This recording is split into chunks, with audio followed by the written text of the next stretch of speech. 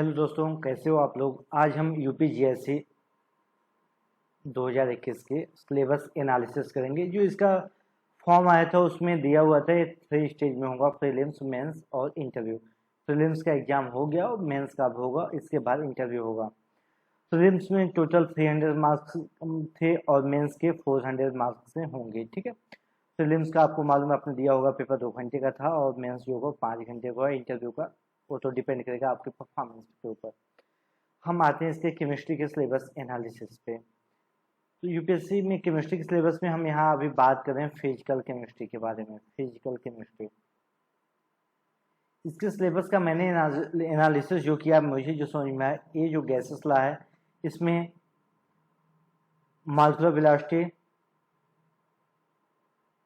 Velocity के अलावा joule Thompson effect, और इसमें क्रिटिकल टेम्परेचर ये सब लेकर मीन्स अब क्लास आप एनसीईआरटी, अगर एनसीईआरटी या तो आपके पास एनसीईआरटी के अलावा अगर दूसरा कोई बुक आप लेना चाहें तो पूरी शर्मा पठानिया पीएसपी आपके लिए सफिशिएंट। इसमें बहुत अच्छे से गैसेस स्टेट के लिए ये पूरा है कवर कर देगा।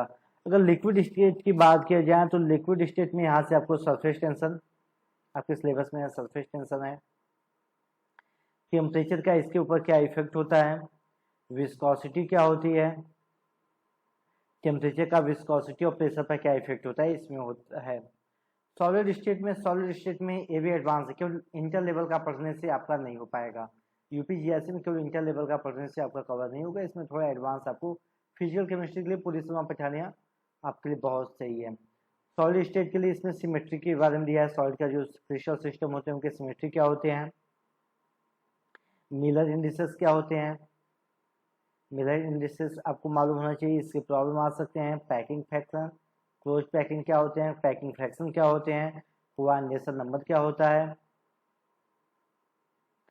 और इसमें स्पेसिफिक NaCl का दिया हुआ है, कैल्शियम फ्लोराइड का दिया हुआ है, और आपको क्रिस्टल डिफेक्ट के बारे में मालूम होना चाहिए। इतना आपके क्रिस्टल डिफेक्ट ये हो गया सॉलिड स्टेट में आपके सिलेबस में जो पढ़ना है।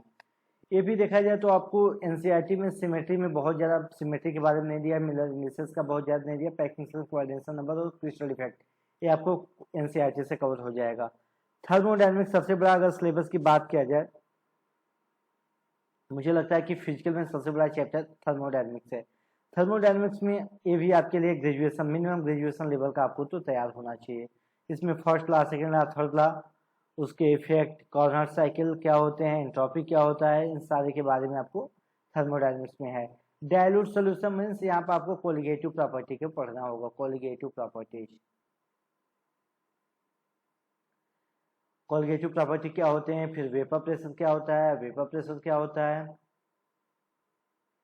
इसके बाद कंसंट्रेशन का क्या इफेक्ट होता है, नॉर्मलिटी, मोललिटी, ये सारी चीज़ें आपको आनी चाहिए। ठीक है, और अब नॉर्मल तो आपके सिलेबस में मेंशन तो वैसे नहीं किया है, अब नॉर्मल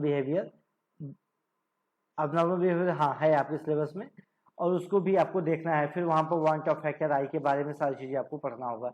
ये आपको इंटर लेवल का ही आपका एनसीईआरटी में सफिशिएंट है। सरफेस केमिस्ट्री, अगर सरफेस केमिस्ट्री की बात किया जाए तो यहाँ पर आपको केमिकल और फिजिकल एब्जॉर्प्शन क्या होते हैं, फिजी एब्जॉर्प्शन क्या होते हैं, केमी एब्जॉर्प्शन क्या होते हैं, इनका जो आइसोथर्म क्या होते हैं उसके बारे में, और हाइड्रोसोल्जे रूल्स क्या होते हैं, कोलाइड्स के बारे में, ये सब आपको इसमें आपको पर्टिकुलर इफेक्ट सब कुछ सरफेस केमिस्ट्री में आपको इंटर लेवल से थोड़ा सा एडवांस ही आपको चाहिए। तो ये आपको ग्रेजुएशन लेवल का या दूसरे बुक्स आप लेंगे तो आपका कवर हो जाएगा। केमिकल काइनेटिक्स जो आपके सिलेबस में दिया हुआ है, केमिकल काइनेटिक्स, अगर केमिकल काइनेटिक्स की बात किए तो ये आपका इंटर लेवल का अगर आप अच्छे से तैयार कर दो तो आपको सारा कवर हो जाएगा। ठीक है, हम अभी बात कर रहे हैं केमिकल इक्विलिब्रियम भी आपका क्लास 2 10+2 लेवल का ही आपके लिए सफिशिएंट है, उससे आपके सारा हो जाएंगे। ठीक है, बट इसमें कुछ चीज़ें हैं जो ग्रेजुएशन की हैं, लेकिन आप +2 लेवल का तैयार करते हैं तो इसके सारे न्यूमेरिकल जो आपके सिलेबस के अकॉर्डिंग दिया हुआ है वो कवर हो जाएगा। पीएच क्या होते हैं, फिर बफर सोल्यूशन क्या होते हैं, एसिड बेस टाइट्रेशन क्या होते हैं, इन सारी चीज़ों को आप आसानी से इसमें कवर कर जाएंगे। इलेक्ट्रोकेमिस्ट्री में आपको सबसे पहले सेल क्या होते हैं, स्पेसिफिक कंडक्टिविटी क्या होती है, स्पेसिफिक रेजिस्टिविटी क्या होती है, नॉइस इक्वेशन, इससे एक प्रॉब्लम फिक्स है, नॉइस इक्वेशन से आपको एक प्रॉब्लम आएगा। इसके अलावा जंक्शन क्या होता है, लिक्विड जंक्शन क्या होता है, और इसका ट्रांसफरेंस क्या होता है, इन सारी चीज़ों को आपको इलेक्ट्रोकेमिस्ट्री में है। तो अगर ओवरऑल देखा जाए तो आपका 80 to 90% अगर चीज़ें अगर मेरे अकॉर्डिंग देखा जाए तो एनसीईआरटी कवर कर देगा। लेकिन उसके अलावा आपको मैं तो पूरी सलमान पठानिया ही प्रेफर करूँगा इसके लिए। आप दूसरे बुक भी ले सकते हैं, एक आसानी से होगा। हाँ, और इसको अगर मुझे कवर कराना होगा, जो मैं वीडियो सीरीज इसका शुरू कर रहा हूँ, इसको मैं 21 to 28 डेज में हम इस सारा आपको विथ प्रैक्टिस कंप्लीट करा देंगे। ठीक है, अभी इसका मैं दिवाली से हम शुरू करें इसका वीडियो लेक्चर। ठीक है, हम सेकंड में देखते हैं। यहाँ पे इनऑर्गेनिक केमिस्ट्री, यहाँ पर हमने इनऑर्गेनिक केमिस्ट्री को डिस्कस किया है। इनऑर्गेनिक केमिस्ट्री में ये भी एटॉमिक स्ट्रक्चर, ये आपको क्लास 12th लेवल का आपको पढ़ना है, उसमें जो दिया हुआ है वहाँ से आप, हाँ, एटॉमिक स्ट्रक्चर में आपको कुछ चीज़ें हैं जो आपके बुक से अलग हैं, उसको आप ध्यान देना। एटॉमिक स्ट्रक्चर में तो आपको पीरियोडिक प्रॉपर्टी भी है, पीरियोडिक प्रॉपर्टीज है, क्लासिफिकेशन है, न्यूक्लियर केमिस्ट्री है। न्यूक्लियर केमिस्ट्री ये आपको 2 घंटे का मैं एक लेक्चर वीडियो सीरीज होगा, उसमें न्यूक्लियर केमिस्ट्री सारा नेक्स्ट CSI या नेक्स्ट लेवल के भी वो हम उसमें कवर हो जाएंगे। मैं 2 घंटे का वीडियो लेक्चर इसका साथ में अपलोड करने वाला हूँ। एस ब्लॉक क्लास 10+2 लेवल का इसमें है।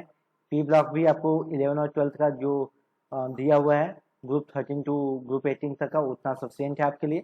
इसमें पीरियोडिक इसमें क्या होगा, जो डायगोनल प्रॉपर्टीज होंगी, इसके अलावा अगर आप बात किया जाए तो उनकी ऑक्सीडेशन इफेक्ट क्या, मेटेलिक प्रॉपर्टी में क्या वेरिएशन होता है, और उसका हाइब्रिडाइजेशन ज्योमेट्री सबका। डी ब्लॉक में आपको डी ब्लॉक और कोऑर्डिनेशन को अगर हम मिलाकर पढ़ें तो ये ज़्यादा अच्छा होगा। इसमें हमें सारी चीज़ पढ़ने को आएगा। इसमें सबसे पहले CFSC क्या होता है, सेंट्रल मेटल एटम या सेंट्रल मेटल आयंस क्या होते हैं, कोऑर्डिनेशन नंबर क्या होता है, कॉम्प्लेक्स क्या होते हैं, कोऑर्डिनेशन कॉम्प्लेक्स क्या होते हैं, ऑक्टा इसका मैग्नेटिक प्रॉपर्टी, इलेक्ट्रिकल प्रॉपर्टी,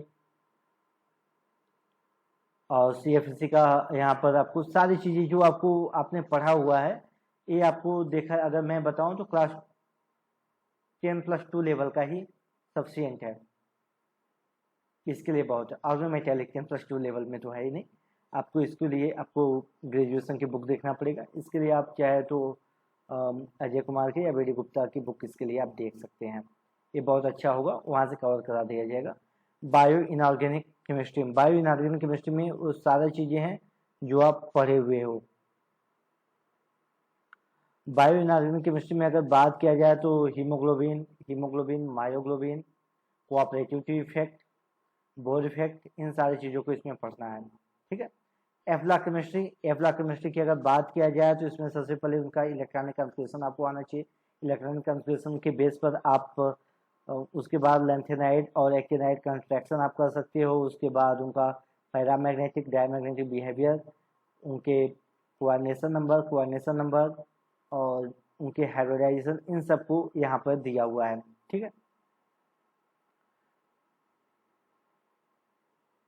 हाँ, हम ऑर्गेनिक केमिस्ट्री की बात करते हैं। ऑर्गेनिक केमिस्ट्री में isomerism, hydrocarbon, aromatic hydrocarbon, halo alkanes, alcohol, aldehyde, ketone, carboxylic acid और उसके डेरिवेटिव के बारे में दिया हुआ है।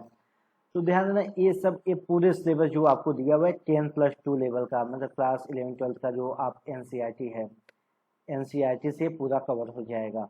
ठीक है, और रही मेरी बात, मैं अगर इनोवेटिव केमिस्ट्री की बात रही, टोटल मैंने 35 डेज में मैं इसको पूरा आपका GIC मेंस का थ्योरी कंप्लीट कर दूंगा, और 10 to 15 डेज में इसके सारे प्रैक्टिस ये मेरा रहेगा। हाँ, और अगर हम बात करें तो मेरा जो मेंस का रहेगा, मेंस का मैंने जो चार्ज रखा हुआ है, ये चार्ज रखा हुआ है 499। आप इसको यूनिट बाय भी आप देख सकते हैं। अगर ये हो गया पूरे केमिस्ट्री का, केमिस्ट्री के सिलेबस का हो गया, आप यूनिट बाय भी इसका देख सकते हैं। यूनिट बाय मेरा है इसका 200 पर यूनिट है, फिजिकल, इनऑर्गेनिक, ऑर्गेनिक का है। और चैप्टर वाइज भी अगर आप देखना चाहें चैप्टर वाइज, तो चैप्टर वाइज मैंने इसको रखा हुआ है 40 रुपीज पर चैप्टर्स वाइज इसका रखा हुआ है। अगर आपको मुझसे, अगर आपको मेंस की तैयारी करनी है और कोई चीज़ें करनी है, तो आप, ये मेरा इनोवेटिव केमिस्ट्री का व्हाट्सअप नंबर है, आप इस पर मुझे मैसेज करें। और बाकी क्लास कब शुरू होगी, सारी नोटिफिकेशन, क्या इन्फॉर्मेशन है, हम आपको या तो अपने हम टेलीग्राम ऐप से भी आपको ऐड कर लेंगे, ठीक है। आप इनोवेटिव केमिस्ट्री के टेलीग्राम ऐप से भी आप जुड़ सकते हैं। इस पर मुझे आप व्हाट्सअप कर सकते हैं और हम दिवाली से इसका व्हाट्सअप कर सकते हैं। इसको हम दिवाली से यूपीजीएससी मेंस का सिलेबस शुरू करने वाले हैं। डेली जो लेक्चर होगा 1 to 2 आवर्स का रहेगा मिनिमम, ठीक है। आपको कॉपी पेन सब कुछ लेकर बैठना है। सर प्रॉब्लम से हम जो टॉपिक शुरू करेंगे उसका प्रैक्टिस भी उसी दिन करवाएंगे, ठीक है। तो आप इसको, इसके साथ पूरी तैयारी के साथ रहिएगा। ये रहा सिलेबस एनालिसिस, कुछ भी हार्ड नहीं है, सब चीज़ एकदम अच्छे से, बस आपको कॉन्सेप्ट क्लियर होना चाहिए। हाँ, एक चीज़ और, अगर एनसीईआरटी देख रहे हैं तो एनसीईआरटी में अभी तक मैंने जो नोटिस किया 35 मिस्टेक हैं जिसको इम्प्रूवमेंट करने की ज़रूरत है। मैंने उसके लिए लेटर भी इशू किया है, लेटर उनको भेजा है। अब इम्प्रूवमेंट करते हैं कि नहीं मुझे नहीं मालूम है। तो एनसीईआरटी के कुछ कॉन्सेप्ट जो हम मिस्टेक कॉन्सेप्ट हैं, तो ध्यान देना। आप खुद से भी इसका कर सकते हो, आप मेरे साथ या किसी दूसरे के साथ भी, किसी दूसरे एकेडमी के साथ भी जुड़ सकते हो। तो मेरे साथ जुड़ने के लिए आपको इसी व्हाट्सअप नंबर पर 7703912119 पर आपको व्हाट्सअप करना होगा। कॉल नहीं, प्लीज़ कॉल नहीं करना होगा, इस पर आपको व्हाट्सअप करना होगा। या तो मेरा टेलीग्राम चैनल है, वो इनोवेटिव केमिस्ट्री के नाम से, आप उस पर मुझसे जुड़ सकते हो। तो दोस्तों, ये रहा मेरा सिलेबस एनालिसिस, मेरा आपका प्रिपरेशन का पैकेज। आपको अगर मुझसे जुड़ना होगा तो ज़रूर मुझे इन्फॉर्म करना, ठीक है। Thank you.